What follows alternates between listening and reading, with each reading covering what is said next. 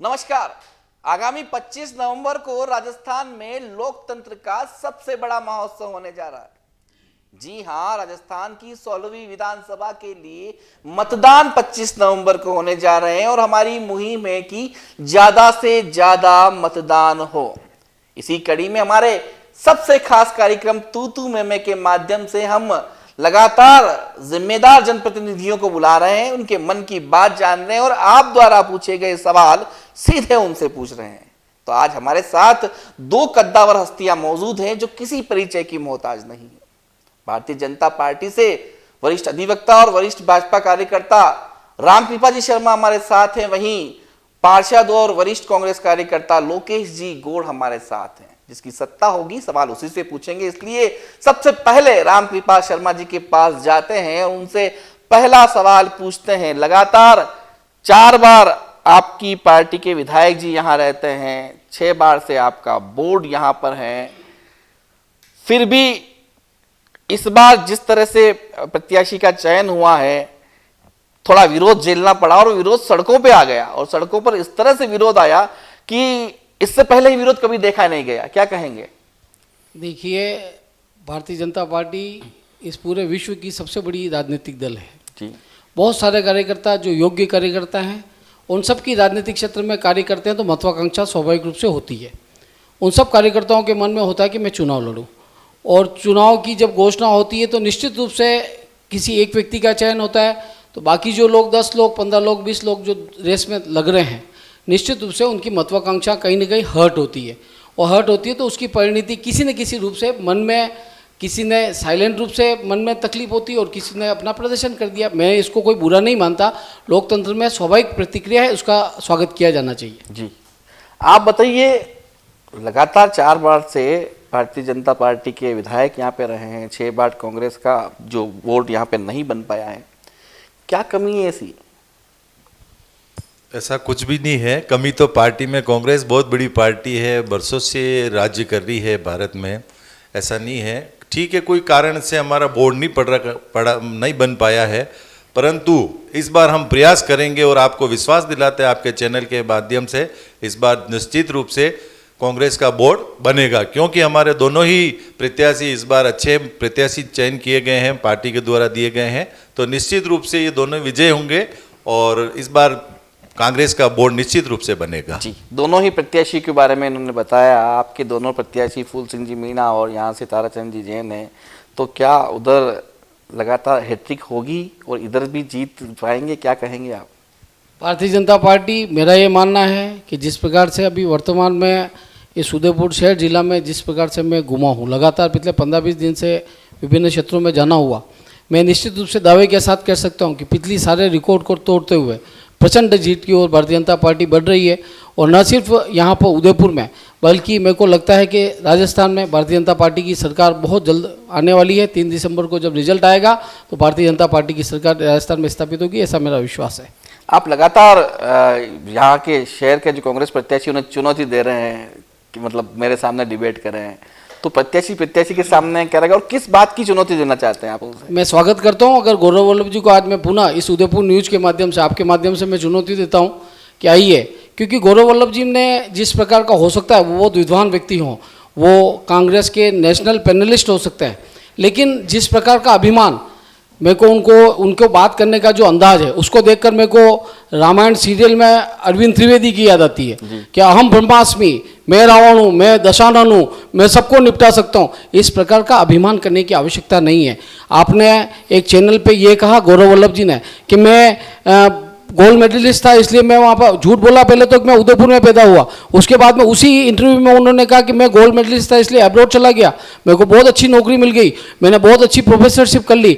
मेरा ये निवेदन है कि हम, और उन्होंने साथ में ये भी जोड़ा कि जो 10वीं पास थे वो सब उदयपुर में रह गए। मैं चुनौती देता हूँ, उनके पास जितनी डिग्री है उतनी डिग्री मेरे पास भी है। मैं 3 सब्जेक्ट में एमए किया हुआ है, एलएलएम किया हुआ है, मैंने सारी डिग्रियां एलएलबी की हुई है, पीएचडी की हुई है। मैं उनको चुनौती देता हूं, आप किसको 10वीं पास कर रहे हो? उदयपुर की जनता आपसे ये इस प्रकार की व्यवहार की उम्मीद, और आप तो अभी एमएलए बने भी नहीं हो, अभी से इतना गुरूर, इतना अभिमान अभिमान तो रावण का भी नहीं चला। तो ये अभिमान, इस प्रकार की अभिमानी भाषा बताकर आप उदयपुर की जनता को नीचा दिखाकर इनको बेइज्जत करके आप वोट प्राप्त करना चाहते हो, ये लोकतंत्र में संभव नहीं है। जी रामकृपाल जी, लगातार जीत भारतीय जनता पार्टी की हो रही है यहाँ से, और बोर्ड भी निगम के इनके यहीं के बने हैं। युवा मोर्चा कहीं बिखरा बिखरा है, क्या कहेंगे आप? देखिए, वापस वही बात आती है कि युवाओं में असीम शक्ति है। पिछले लंबे समय से, चाहे विश्वविद्यालय की राजनीति ले लें, चाहे शहर की राजनीति ले लें, हमारा जो युवा कार्यकर्ता है, जो प्रथम बार वोट देने वाला लोग हैं, वो सारे लोग इतनी बड़ी संख्या के साथ में, इतना लगातार विश्वविद्यालय चुनाव जीतने के बाद में जब छात्र नेता को अवसर मिलता है तो वो राजनीतिक क्षेत्र में प्रवेश करता है, तो धीरे धीरे वो पार्टी के संस्कार और पार्टी की व्यवस्था को समझने में थोड़ा सा समय लगता है। इसलिए वो जब इस रीति नीति में, जिन संस्कारों में डलेंगे, तब तक उसके मन में जिस प्रकार का एक व्यवहार राजनीतिक कार्यकर्ता को करना चाहिए, जिस प्रकार की मर्यादा का पालना उनको करनी चाहिए, हो सकता है आपस में थोड़ा बहुत कहीं छोटी मोटी मतभेद तो हमारे परिवार में एक पिताजी के 2 बेटे होते हैं, एक माँ के गर्भ से पैदा हुए, उनमें भी आपस में विचारों का तारतम्य नहीं होता। तो यहाँ पर हम जो राजनीतिक क्षेत्र में जो कार्यकर्ता काम करते हैं, हो सकता है अति उत्साह के चलते कभी कोई छोटी मोटी घटना हो गई हो तो उन घटनाओं को भूलकर आगे बढ़ना चाहिए। निश्चित रूप से हमारा लक्ष्य बहुत बड़ा है। चुनाव का समय है, आपके युवा मोर्चा का अध्यक्ष नहीं है, ओबीसी मोर्चा का अध्यक्ष नहीं है, तो क्या मतलब क्योंकि किसी को बना देंगे तो नुकसान हो जाएगा, इस परिपाटी से चल रहा है क्या? ऐसा नहीं है। बीच में हमारा शीर्ष नेतृत्व, प्रदेश का नेतृत्व परिवर्तन हुआ, उसके बाद में हमारे यहाँ प्रक्रिया चल रही थी नियुक्तियों की। प्रक्रिया के चलते बीच में ये चुनाव आ गए। आने वाले चुनाव की समाप्ति के बाद में पार्टी की जो एक अनवरत प्रक्रिया है, उसमें किसी न किसी योग्य व्यक्ति को, बहुत सारे योग्य युवा अभी लाइन में हैं, उनमें से किसी एक योग्य व्यक्ति का पार्टी चयन करेगी और पार्टी का नेतृत्व करेगा। जी लोकेश जी गौड़, आप तीसरी बार निगम में हैं, लेकिन क्या मानते हैं कांग्रेस पार्टी का जो शीर्ष नेतृत्व है, प्रदेश का नेतृत्व है, वो यहाँ के कार्यकर्ताओं का क्या समझता है? चेयरमैन बनाया नहीं आपने, ट्रस्टी दिए नहीं, नेता प्रतिपक्ष आपने नहीं दिया, कोई ऐसा बड़ा पद यहाँ के कार्यकर्ताओं को नहीं दिया जिससे कार्यकर्ताओं में जोश बढ़े, तो क्या मानते हैं आप इसको? बिल्कुल आप सही फरमा रहे हैं। इस बार न तो यूआईटी चेयरमैन की घोषणा हुई और न ही नेता प्रतिपक्ष का चयन हुआ। वैसे होना चाहिए, नियम अनुसार तो ये होना चाहिए, जो सिस्टम बना हुआ उस सिस्टम को फॉलो करना चाहिए। उससे क्या है कि कार्यकर्ताओं में एक उत्साह आता है। चाहे यूआईटी चेयरमैन बनाते हैं तो एक उस व्यक्ति को होते हैं, उसके अलावा 16-17 ट्रस्टी और बनते हैं, वो भी कहीं न कहीं ओब्लाइज होते हैं।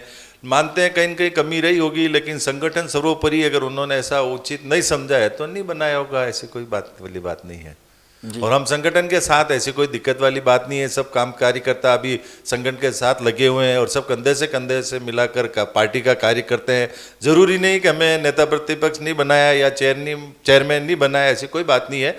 पार्टी का कार्य है, हम अपने हिस्सेदारी उसमें निभा रहे हैं। जी रामकृपाल जी, एक सबसे बड़ा जो मसला है वो चर्चाओं में है। ताराचंद जी जैन हमेशा रणनीतिकार रहे हैं और अब वो रण में है।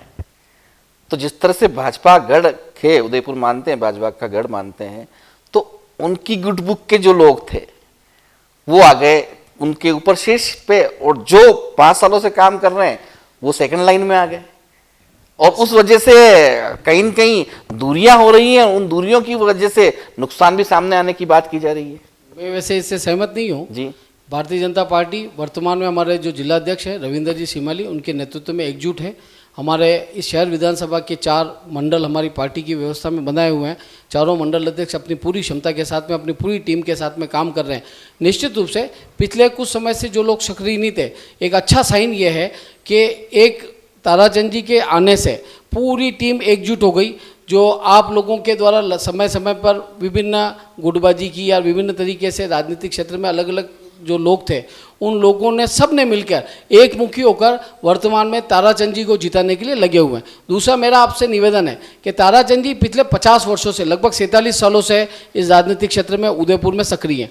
उप जिला प्रमुख रहे हों, चाहे वो वर्तमान में पार्षद हैं, निर्माण समिति के अध्यक्ष के रूप में, चाहे वो पार्टी के 6 बार जिलाध्यक्ष के रूप में, लगातार उन्होंने पार्टी का काम किया। और ताराचंद जी के साथ से सबसे बड़ा प्लस पॉइंट मैं ये मानता हूँ कि ताराचंद जी जिस भी वार्ड में जाके खड़े हो जाए, उस वार्ड में कम से कम 100-200 कार्यकर्ताओं को नाम लेके बुला सकते हैं कि आप इधर आइए, आप इधर आइए, राम जी इधर आइए, मोहन जी इधर आइए, देवीलाल जी इधर आइए। ये उनकी सबसे बड़ी प्लस पॉइंट है। इस वजह से उनका सीधा जुड़ाव और एक आम जनता के साथ में आम कार्यकर्ता से है। वो कार्यकर्ता को नाम लेके बुलाने से उसको अपना सम्मान महसूस होता है और वो सीधा सीधा कैंडिडेट के साथ में मन से जुड़ता है। लेकिन नई सीरीज के जो कार्यकर्ता हैं वो तो खुद कहते हैं कि हमें तो ताराचंद जी पहचानते ही नहीं है। देखिए, एक थोड़ा सा गैप जरूर हुआ कि ताराचंद जी आज से 10 साल पहले पार्टी के जिलाध्यक्ष थे।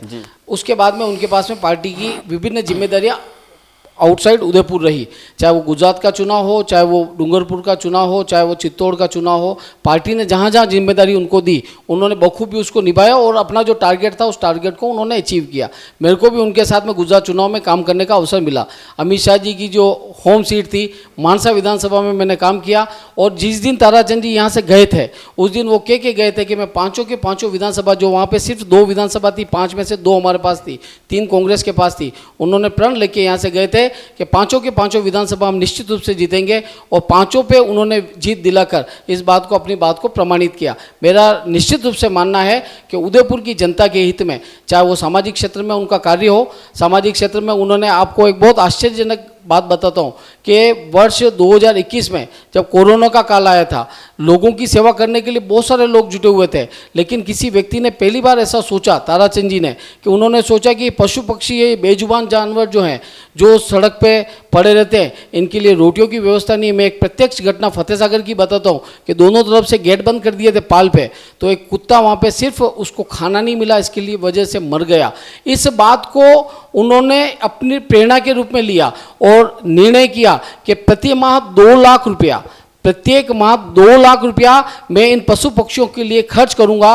और उसके चलते उन्होंने लगभग पिछले 3 सालों में लगभग 70-80 तो शिविर लगाए, जिनमें उन्होंने दवाइयाँ निःशुल्क दी, जिन्होंने इंजेक्शन निःशुल्क दिए, डॉक्टर निःशुल्क दिया, कंपाउंडर निःशुल्क दिया और एक जीव दया वाहन के नाम से, आप भी वहाँ पर आपने देखा होगा कि पूरे उदयपुर शहर में सुबह 8 बजे से लेकर रात को 8 बजे तक वो गाड़ी घूमती है, जिस गाड़ी में ड्राइवर का खर्चा, जिस ड्राइवर में कंपाउंडर का खर्चा और एक सहायक का खर्चा और साथ में जो भी दाना, पानी, चारा जो भी उसमें उपलब्ध होता है वो सब निःशुल्क ताराचंद जी की अपनी जेब से।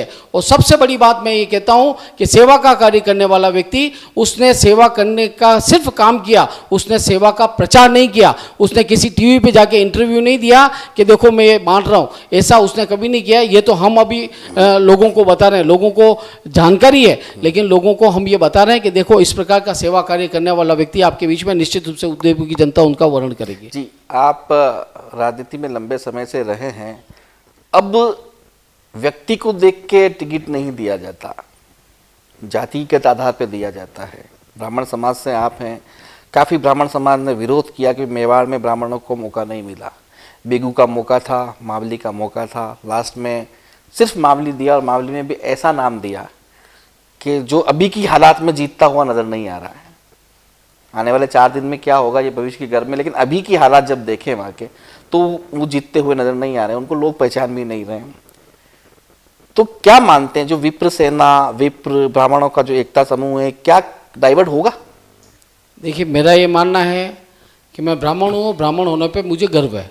मैं जनोद्वारी ब्राह्मण हूँ, मेरे को किसी को बताने की जरूरत नहीं कि मैं ब्राह्मण हूँ। ब्राह्मण प्रज्ञावान है, ब्राह्मण समाज, ऐसा कहा गया कि ब्रह्मा से ब्राह्मणस्य मुखमासी, मतलब ब्रह्मा के मुख से निकला हुआ व्यक्ति जो है वो ब्राह्मण है। ब्राह्मण अपनी समाज का ओपिनियन मेकर है, समाज का एक तरीके से नेतृत्व करने वाला शुरू से रहा है। निश्चित रूप से भारतीय जनता पार्टी एक राष्ट्रीय राजनीतिक दल है और राष्ट्रीय राजनीतिक दल होने के नाते वो सब सीटों पे, 200 सीटों पे भारतीय जनता पार्टी ब्राह्मणों को चुनाव नहीं लड़ा सकती। इस बात को भी हमको समझने की जरूरत है। सोशल इंजीनियरिंग का वर्तमान में जमाना है और आपको सुनकर एक आश्चर्यजनक तथ्य बताता हूँ कि कांग्रेस ने 14 टिकट ब्राह्मणों को दिए पूरे राजस्थान में, भारतीय जनता पार्टी ने 20 टिकट दिए। सभी सीटों पर ब्राह्मण नहीं लड़ सकते, इस बात को भी हमारे ब्राह्मण समाज को समझने की आवश्यकता है। एक अच्छा कार्यकर्ता होना चाहिए, एक अच्छा सेवाभावी व्यक्ति होना चाहिए, एक ईमानदार व्यक्ति होना चाहिए। पार्टी जब टिकट का चयन करती है तो उस समय किसी न किसी रूप से उस सब पैरामीटर्स को तय करने के बाद वो टिकट का चयन करती है। उसमें सिर्फ जाति भी एक विषय हो सकता है, लेकिन इन सब पैरामीटर्स को चेक करने के बाद में पार्टी निर्णय करती है। पार्टी ने जो निर्णय किया उसका स्वागत किया जाना चाहिए। जी, लोकेश जी गौड़ साहब, आपने जीत की हैट्रिक मारी है निगम के अंदर, तीसरी बार आप पार्षद हैं जी। निगम के कामों को क्या मानते हैं आप, कैसा मानते हैं आप? संतुष्ट हैं इनके कामों से, विकास कार्यों से, या जो भी आपके वार्ड को जो मिला है, क्योंकि आप हमेशा वहां जीतते आए हैं, और बाकी ओवरऑल देखें अपन तो कितना विकास होना चाहिए था जोनी, क्योंकि आप लगातार 15 सालों से निगम में हैं। जी जी बिल्कुल मनु जी, आपने सही क्वेश्चन किया है। वैसे तो संतुष्ट नहीं है 15 साल से, कार्य से कोई भी संतुष्ट नहीं उदयपुर शहर में। चाहे स्मार्ट सिटी का कार्य लो, आज स्मार्ट सिटी के नाम पर जो पैसा लगाया वो मेरे हिसाब से अनुचित पैसा लगाया, उसका उपयोग नहीं हुआ। जितने पैसे शहर में लगा उसका अनुचित रिजल्ट नहीं आया। मैं एक आपको छोटा उदाहरण दे रहा हूँ, हिरणमंगरी सेक्टर 4 की जो रोड बनी नेहरू हॉस्टल से लेके हिरणमंगरी थाने पे, उस पर अपन ने 36 करोड़ रुपए लगाए। 36 करोड़ अगर आप जाके देखो ना उस रोड की वो हालत है, आज 2 बसें पास में से नहीं गुजर सकती। अगर गुजर जाए तो उसके बीच में कोई मोटरसाइकिल वाला है, उसकी निश्चित से मौत निश्चित होगी वहाँ पे। कारण ये इतना पैसा लगाना वहाँ पे जरूरी था ही नहीं, क्योंकि इतना एक्सेस पैसा नगर निगम के पास आया था। उसमें एक मुझे जानकारी है कि वो रोड सिर्फ 8 करोड़ में बनना तय हुई थी, परंतु हमारे IAS अधिकारी लगे हुए थे। उन्होंने कहा हमें ऐसी जगह बताओ जहाँ हमें इतना पैसा लगाना, क्योंकि इतना पैसा आया था कि उस पैसे का उपयोग उदयपुर में कहाँ करें। तो वो एक्सेस पैसे 36 करोड़ रुपए वहाँ लगाए। मैं आपको बताना चाहता हूँ निश्चित रूप से वो 3 या 4 साल में उस रोड को तोड़नी पड़ेगी। उसके बीच में जो पार्क बनाया, आप उसकी स्थिति देखना, आपने देखा होगा कितनी बार आपके चैनल के माध्यम से वो मुद्दा उठाया भी था आपने, तो उसमें बीच में पार्क बनाया, उस पार्क का औचित्य क्या, वहाँ पे कौन लोग जाएंगे? वहाँ पे सिर्फ शराबी ने अड्डे बना रखे हैं, वहाँ पे कुछ जाति के लोग सिर्फ कपड़े सुखाने के लिए उसका उपयोग कर रहे हैं। इतना अच्छा ग्रेनाइट लगाया, वहाँ पे फर्शी लग गई, सब कुछ लगाया, लेकिन उस पैसे का दुरुपयोग होता हुआ है, मैं ये मानता हूँ। इतना पैसा अगर उस हिरणमंगरी क्षेत्र में और भी उपनगरीय क्षेत्र में अगर 36 करोड़ लगाते तो मेरा मानना था वो सब पूरा हिरणमंगरी चमन हो जाता उस 36 करोड़ में। रही बात स्मार्ट सिटी की, शहर में आप खुद देखते हो आज स्थिति ऐसी है, कहीं ढक्कन ऊपर है, कहीं नीचे हैं, कहीं रोडें बनी है, सीमेंटेड रोड है, उस पर लोग फिसल रहे हैं। उसका पैसे का अगर सही तरीके से उपयोग किया, यहाँ की भौगोलिक स्थिति, आज बाहर के लोग आए हुए हैं, उनको ये पता नहीं क्या कितनी छोटी छोटी 10-10 फीट की शहर में गलियाँ हैं, उनका कैसे ड्रेनेज करना है, कैसे उनका बाहर पानी निकालना है, निकासी है, वो प्रॉपर हुई नहीं है। आज आप देखो स्मार्ट सिटी के नाम इतना पैसा, मैं कह रहा हूँ उदयपुर में एक नया शहर बस जाता है इस पे। इतना पैसे में अगर कहीं बसाते ना बाहर की साइड में, इतना पैसे में एक नया उदयपुर बस जाता। रामकृपा जी, पैसों की बर्बादी खूब हुई है और वोट भाजपा का था, क्या कहेंगे? देखिए, उदयपुर का जो भौगोलिक स्थिति है उसको थोड़ा सा ज्योग्राफिकल कंडीशन को हमको समझने की आवश्यकता है कि उदयपुर पहाड़ी प्रदेश है, उदयपुर में जगह जगह घाटियाँ हैं। उदयपुर में भाई साहब जैसा कह रहे हैं कि उदयपुर में ट्रैफिक की जो स्थिति है, रोज़ चिल्ला के कह रहे हैं लोग कि हमारे यहाँ ट्रैफिक जाम होता है, ट्रैफिक जाम होता है। उदयपुर की नगर निगम ने जो स्मार्ट सिटी का काम किया, स्मार्ट सिटी ने जो काम किया, केंद्र सरकार के माध्यम से जो पैसा आया, उस पैसे में वॉल टू वॉल दीवार जो सड़क थी वो सड़क बना दी, नालियाँ ढक गई।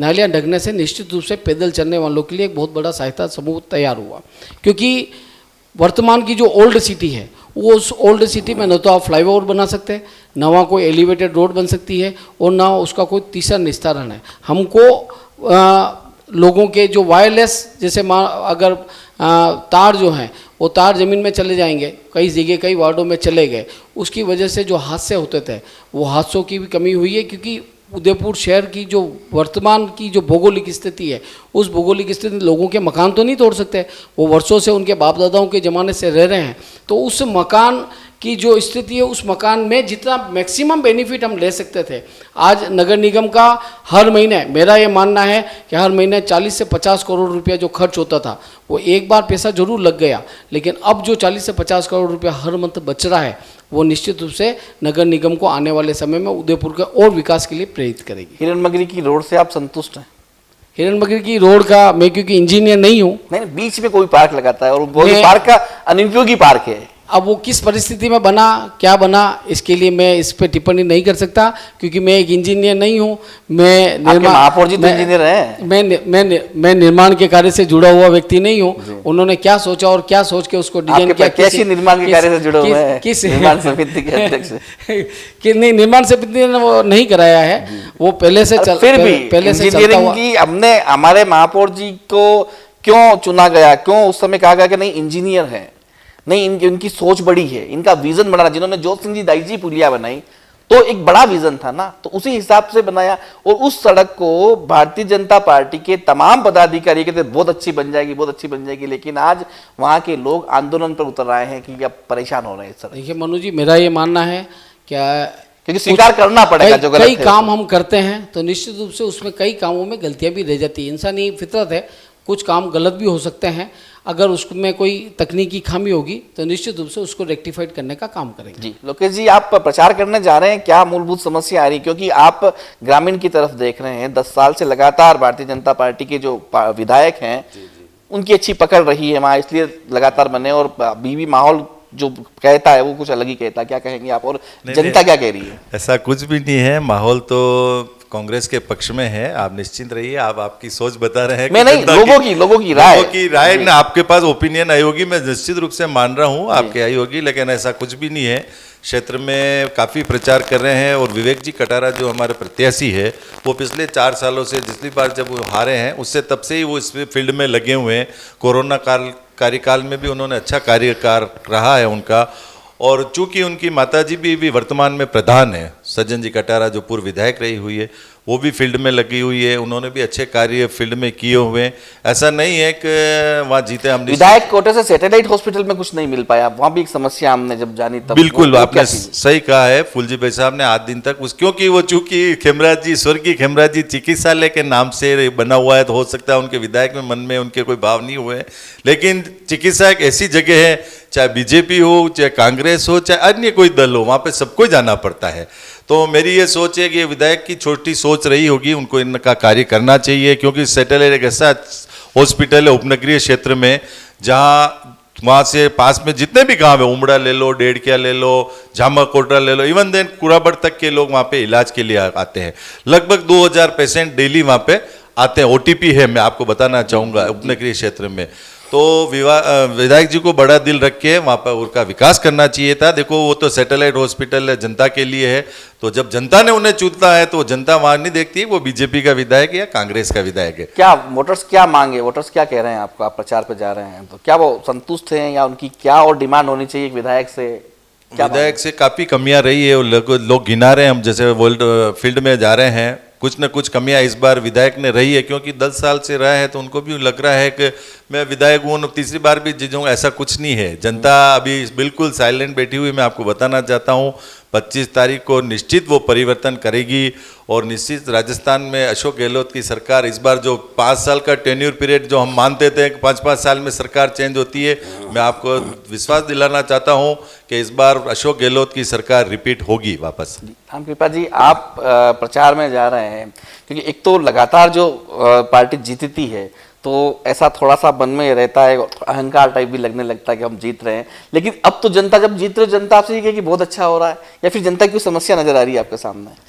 देखिए, समस्याएं, विकास ये अनवरत प्रक्रिया है जी, इसको समझने की आवश्यकता है।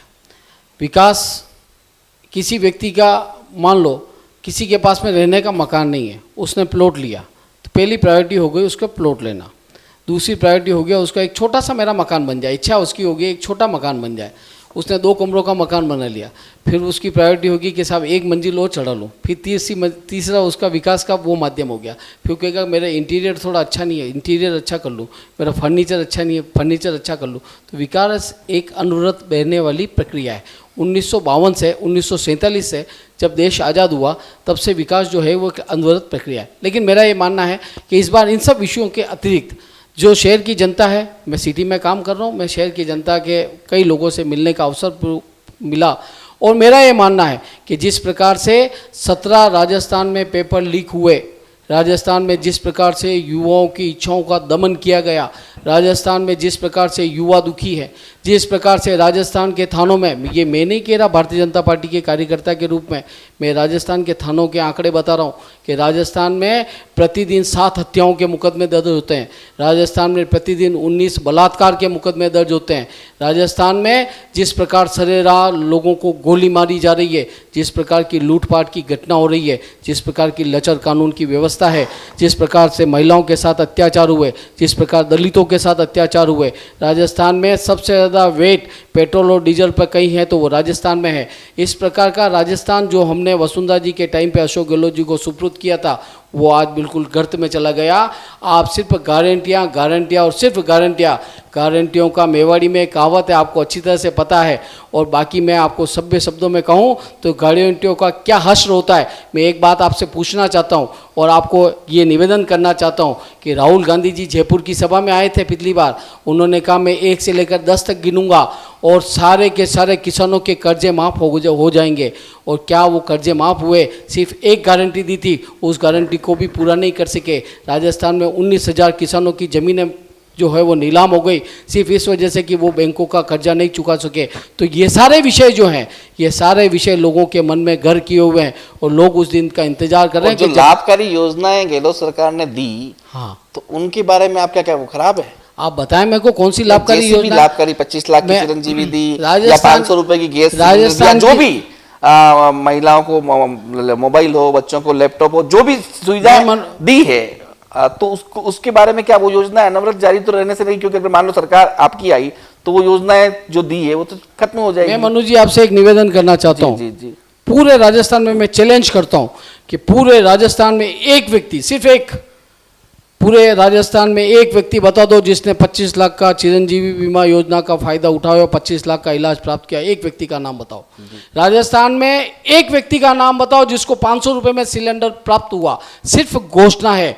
और ये क्या कहेंगे लोग? 4.5 साल तक, मैं एक बात कंप्लीट कर लूँ, 4.5 साल तक सरकार वहाँ होटलों में और रिजोर्टों में पड़ी रही अपनी सरकार को बचाने के लिए एक दूसरे पे।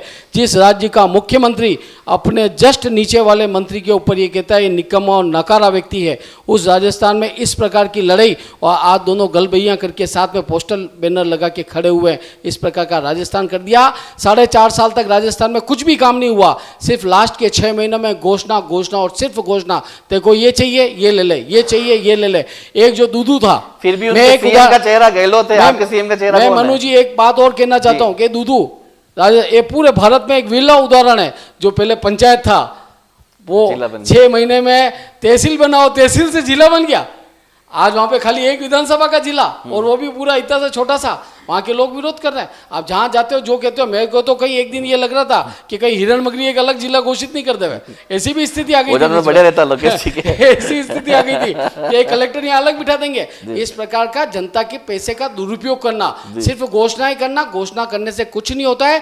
घोषणाओं का लेआउट प्लान बनाना पड़ता है। सरकार की क्या योजना है, उस how to implement this type of policies, how आप जो घोषणा कर रहे हैं, जो अनाउंसमेंट कर रहे हैं, उन अनाउंसमेंट को आप धरती पे धरातल पे कैसे लाओगे, उस बात की कोई प्लानिंग राजस्थान की सरकार ने नहीं की। जो लोगों को लाभ मिलना था वो लाभ नहीं मिला। आप कह रहे हो लैपटॉप दे देंगे, अरे लैपटॉप लेके बेचारा करेगा क्या? उसने अपनी जमीन बेच दी, उसने अपना घर बेच दिया। वो परीक्षा देने के लिए गंगानगर गया, गंगानगर में परीक्षा दे के बाहर आता है, वो मोबाइल जैसे ही चालू करता है पता लगता है पेपर आउट हो गया। अरे मजाक कर दिया बेचारा युवाओं के साथ में। उसने साल भर 6 महीने 1.5 2 साल तक, मैं ऐसे कई युवाओं को जानता हूँ जिन्होंने ट्यूशन करने के लिए अपना घर बेच दिया, जिन्होंने अपने पत्नी के जेवर बेच दिए। उनके माँ बाप की इच्छा थी कि मेरा लड़का सरकारी नौकरी में जाएगा और मेरे पूरे परिवार की व्यवस्था ठीक होगी। आपने ये सिला दिया उन युवाओं को, इसलिए आपने बलात्कार के रूप में महिलाओं को ये सिला दिया। लोपड़ा की घटना आपके सामने है, भीलवाड़ा की घटना आपके सामने है। इस प्रकार की घटनाएं इस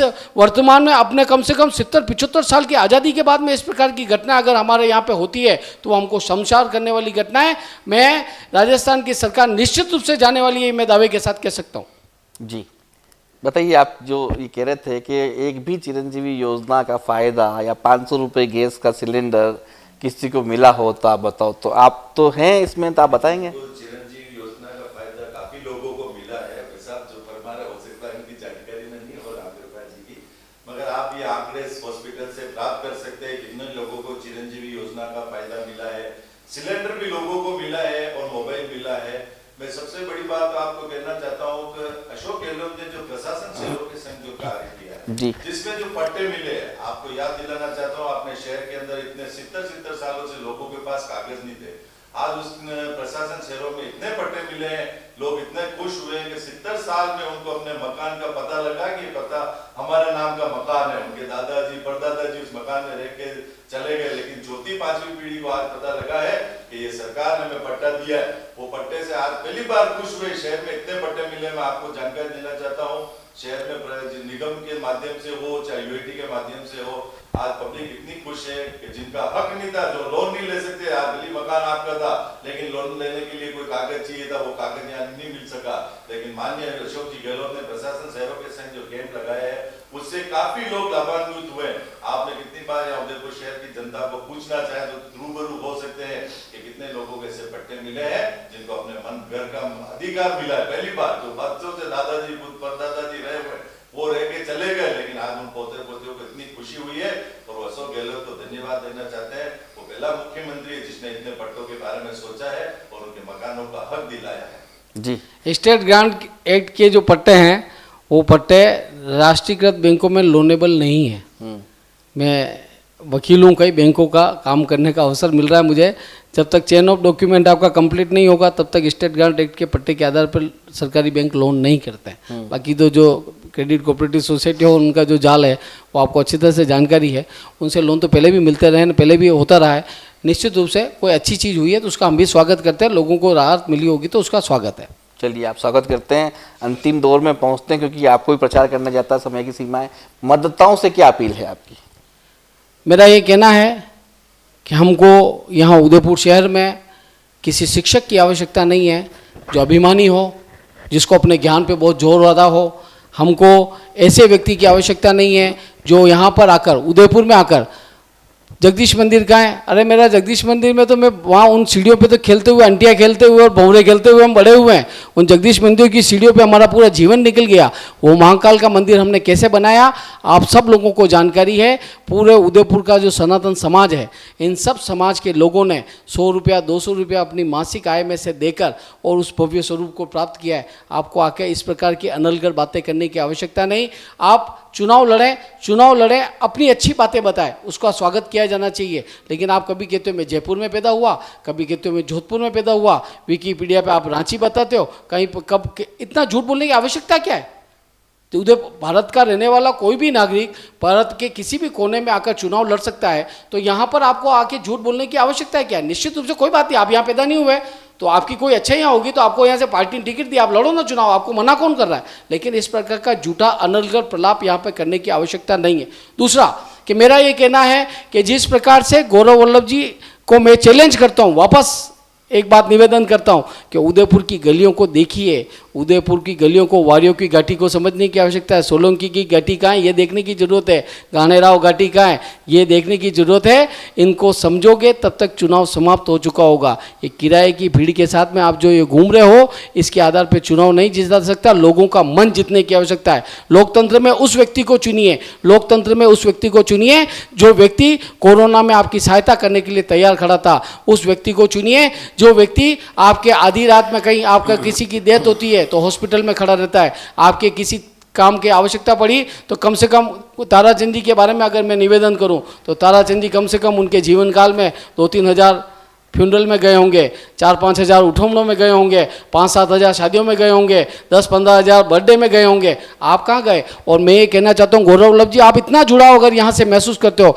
आप आज दिन तक, इस समय तक आप अभी तक कन्हैयालाल के घर पे जाके 2 शब्द के सांत्वना के आने का आपको समय नहीं मिला कि आपके पति की हत्या हुई, उदयपुर में इतनी दुर्दांत घटना हुई, उसकी मैं निंदा करता हूँ, आज दिन तक नहीं किया। मैं आपके चैनल के माध्यम से एक बात और निवेदन करना चाहता हूँ कि आप आकर यहाँ पर जातिगत विमनस्यता के आधार पर चुनाव लड़ने का प्रयास न करें। आप एक अच्छे प्रतिनिधि होंगे तो निश्चित रूप से उदयपुर की जनता आपको चुनेगी। वहाँ जमशेदपुर में गए थे, जमशेदपुर में जहाँ उनकी जमानत जब्त हुई वहाँ पर उन्होंने टैग लाइन लिखी थी कि अपना जमशेदपुर अपना गौरव। उस टैग लाइन को भी चेंज करने का यहाँ प्रयास नहीं किया। यहाँ अपना गौरव न अपना उदयपुर हो गया। नेक्स्ट टाइम क्या होगा कि अपना भावनगर और अपना गौरव, इस प्रकार का आप जहाँ जहाँ जंप मार के लोगों को अगर मूर्ख समझते हैं उदयपुर की जनता को अपना अभिमान दिखाकर और यहाँ से वोट प्राप्त करना चाहते हो तो ऐसा कतई नहीं होगा। मेरा आप सब लोगों से निवेदन है, जो भी व्यूअर्स हैं, सुनने वाले हैं, उन सब से निवेदन है, एक अच्छा जनप्रतिनिधि, एक अच्छा सेवाभावी व्यक्ति, एक अच्छा ईमानदार व्यक्ति और सबसे बड़ी बात मेवाड़ का झाया हो, मेवाड़ में काम करने वाला हो, जो आपकी मेवाड़ी भाषा के नाम पे मारवाड़ी नहीं बोलता हो, मेवाड़ी भाषा बोलता हो, ऐसे व्यक्ति को चुनिए। निश्चित रूप से उदयपुर के सुख दुख में काम करने वाला, खड़ा रहने वाला व्यक्ति आप चुनिए। जी लोकेश जी, क्या कहना चाहते हैं मतदाताओं से? बिल्कुल, मैं मतदाताओं को ये कहना चाहूंगा, अपना मतदान का उपयोग करना चाहिए। सभी को चाहिए, ये हमारे शहर की मांग है। और सबसे बड़ी मेरे हमारे पार्टी के दोनों प्रत्याशी बहुत ही अच्छे प्रत्याशी है। और माननीय अशोक जी गहलोत वो एक ऐसा चेहरा है, राजस्थान में किसी को कहने की आवश्यकता नहीं है, चाहे बूढ़े से ले लो या जवान ले लो या बच्चा ले लो, हर चेहरे पर एक ही नाम है, अशोक गहलोत, अशोक गहलोत। क्योंकि उन्होंने जो कार्य राजस्थान में किए हैं वो बहुत ही सराहनीय कार्य है, न ऐसा कोई मुख्यमंत्री हुआ है न कोई होगा। मैं यही कहना चाहूंगा कि अशोक गहलोत ने जो कार्य किए, सीएम का चेहरा वही आज उदयपुर ने घोषणा की है। आज उदयपुर ने जो भी घोषणा मतलब चेहरा का सीएम चेहरा जो घोषित किया है माननीय सीएम अशोक जी गहलोत है, वो एक बहुत ही साधारण व्यक्ति है, बहुत ही साधारण व्यक्ति है। मैं यही चाहूंगा जनता से कि आप अशोक गहलोत की सरकार पुनः बनाएं। सारी योजना जितनी 7 योजनाएं अभी उन्होंने और घोषित की है, आपको जानकारी है सारी घोषणाओं की, तो आने वाले समय में वो सारी घोषणाएं होगी, ये आपको मैं विश्वास दिलाता हूं। शहर की जनता को कहना चाहता हूं अपने मतदान का प्रयोग अवश्य करें। धन्यवाद। तो ये थे रामकृपा जी शर्मा और लोकेश जी गौड़, जिन्होंने पूरी बेबाकी से अपनी बात रखी और हर सवाल का जवाब तसल्ली और तल्लीनता से दिया। 25 नवंबर को मतदान है। उदयपुर में 10 प्रत्याशी मैदान में है और उदयपुर ग्रामीण में 8 प्रत्याशी मैदान में है। नोटा के रूप में एक और चिन्ह है जिसे भी आप चुन सकते हैं, लेकिन घरों से निकलिए, मतदान जरूर करिए। कोई नहीं आ रहा है तो उसे भी बुलाकर ले जाइए और मतदान करवाइए, क्योंकि फिर आपको 5 साल बाद ये मौका नहीं मिले या 5 साल जीतने के बाद जिसकी सरकार बने तो उसे कोसने का मौका नहीं मिले, क्योंकि चयन आपने किया था। इसलिए मतदान जरूर करें। नमस्कार।